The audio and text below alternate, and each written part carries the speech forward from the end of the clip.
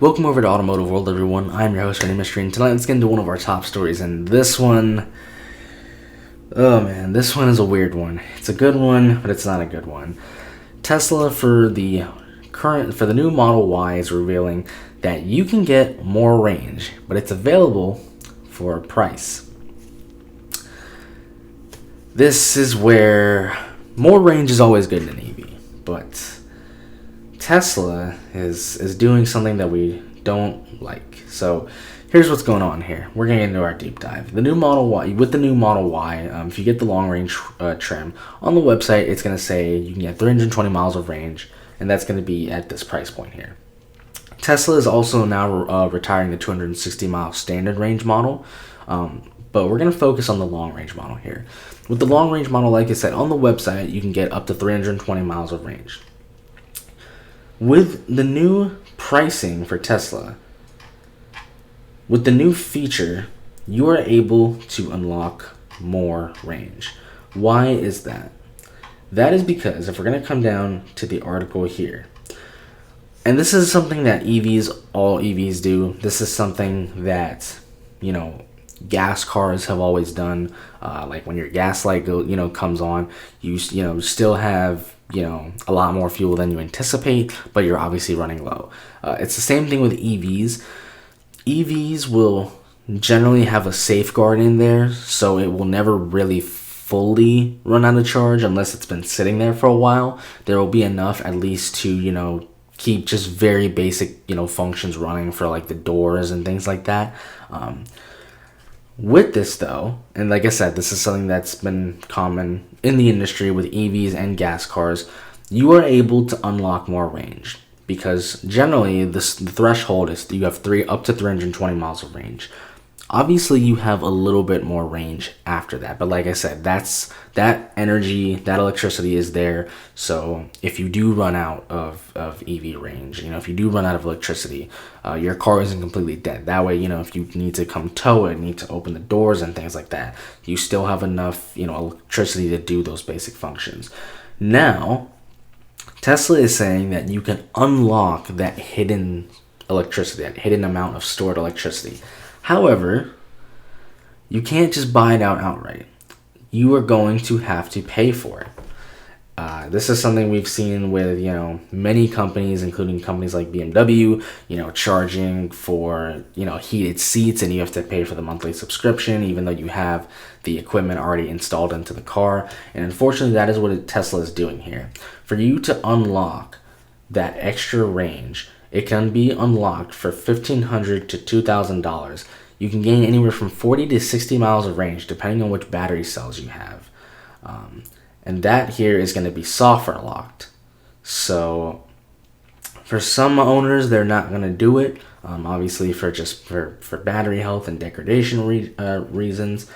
But this is another thing that we have seen just with locking things behind software. If these batteries, if you're paying for a car, you should be able to get essentially what it's fully capable of.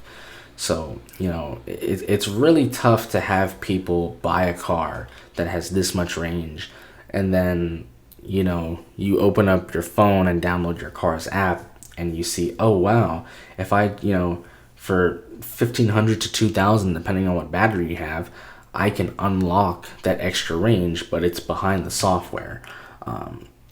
And this really, really sucks because things like this right now, obviously we have a price where you can buy it out. But when you lock things behind software like this is just the signal to where at some point you're not going to be able to just buy out that extra range. Even though you've already bought the car and you should already be getting it.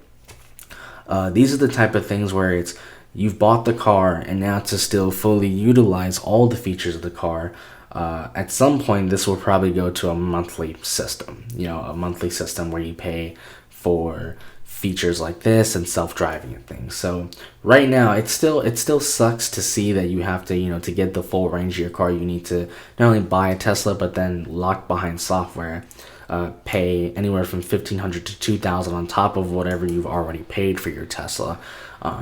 But like I said, this right now you can do that, but I would not be surprised if this being locked behind software very soon you're probably not going to be able to fully buy it out like that, and you're probably going to have to pay for it monthly.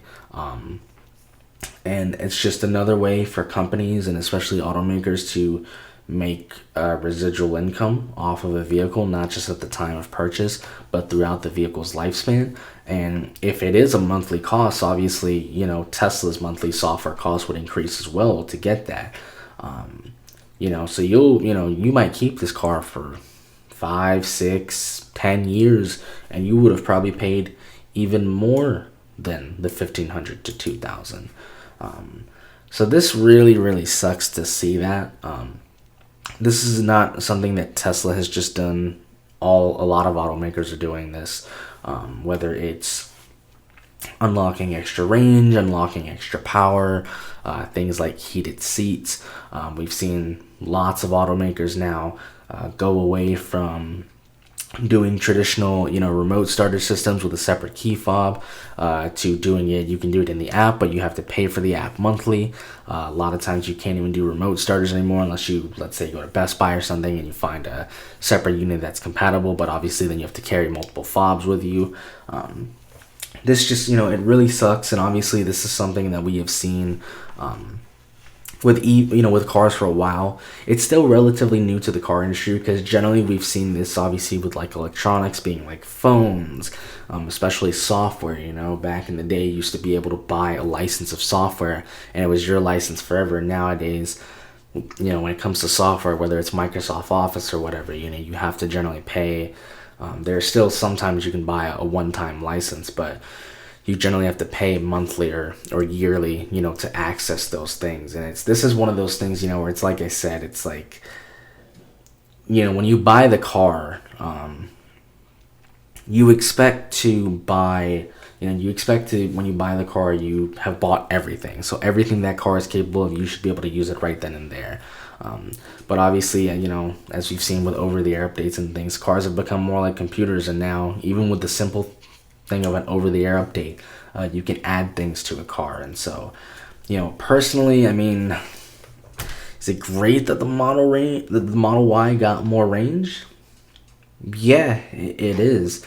But it sucks that the standard Model Y is going to be discontinued.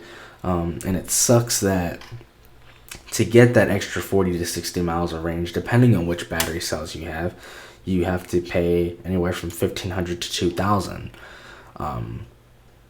It sucks that you have to pay that on top of what you've already paid for the car. And like I said, at some point, this 1,500 to 2,000 option is going to go away because you're not going to be able to buy it out at some point. It's going to go to it's locked behind software. It's going to go to a monthly payment system. So in my opinion, it really, really sucks to see this. And we talk about it down here. One potential software locked range issue is that in the future, automakers will lock the vehicles out of more range until a missed subscription fee is paid. So like I said, this is not good because it's, some of you are going to argue, hey, well, Tesla's allowing you to pay for it outright right now. But in my personal opinion, you shouldn't have to pay for extra range like that outright. You should just get it if your car is capable of it. And more than likely, this paying for it outright extra is probably going to go away and will probably at some point go to a monthly based system. So that's going to be our top story, or that's going to be our story for the Tesla Model Y. This is a bit of a weird one because it's great that the car has more range. It's great that you're able to access that range, but it sucks that you still have to pay an additional price for it, and it is quite hefty, 1,500 to 2,000. And it also sucks because it is locked behind software. More than likely, it will become a subscription-based thing, and it kind of sucks because it's kind of like this is foreshadowing, and we don't know how long it's going to be like this with this, one-time kind of buyout price. But it's a scary, scary foreshadowing into the future. So it's good and it's not good. That's going to do it for our Tesla Model Y story, everyone. Thanks for watching.